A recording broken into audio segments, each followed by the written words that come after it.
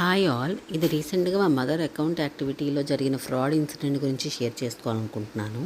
మా mother age వచ్చి 65. అప్పట్లో 12th క్లాస్ వరకు చదువుకున్నారు, కానీ చిన్న చిన్న ఇంగ్లీష్ పదాలు వచ్చు, కానీ అంత ఇంగ్లీష్ కానీ హిందీ కానీ రాదు. సో రిస్క్ ఎందుకు టెక్నాలజీ వైజ్ అని కూడా నేను మా అన్నయ్య కలిపి మా మదర్కి బేసిక్ ఫోనే ఇచ్చాము.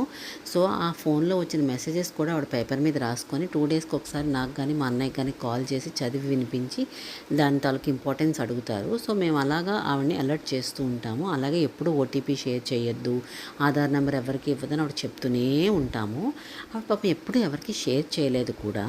కానీ రీసెంట్గా ఆవిడ గవర్నమెంట్ బ్యాంక్ అకౌంట్ తాలూకు డెబిట్ కార్డ్ ఎక్స్పైర్ అవ్వబోతున్నది ఇంకో 1 మంత్లో. సో మేము ఆధార్కి చెప్పాము, కొత్త డెబిట్ కార్డ్ వస్తుందమ్మా, అలర్ట్గా ఉండు, పోస్టల్లో వస్తుంది అని చెప్పాము.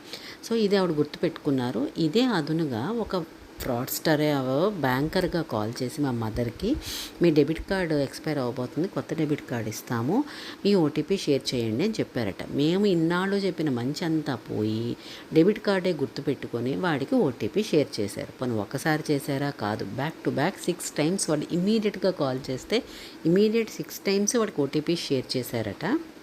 సంహౌ షేర్ చేసినా కూడా 6 టైమ్స్ ట్రాన్సాక్షనల్ మెసేజెస్ అయితే మా మదర్కి ఇమీడియట్గా రివర్ట్గా ఏమీ రాలేదట. సో వాడు ఐరేట్ అయ్యి 7th టైము, మీరు సరిగ్గా ఓటీపీ చెప్పట్లేదు, అందుకని మీరు ఈసారి కరెక్ట్గా చెప్పకపోతే కనుక మీ అకౌంట్ క్లోజ్ అయిపోతుంది, మీకు డెబిట్ కార్డ్ రాదు, మీ ఫండ్స్ బ్లాక్ అయిపోతాయని చెప్పాడట. సో ఆవిడ టెన్షన్ పడి, లేదు బాబు ఈసారి కాల్ చేయండి, ఒక 5 నిమిషాలు నేను పేపర్ మీద రాసుకొని మరి మీకు చెప్తాను అని చెప్పారట.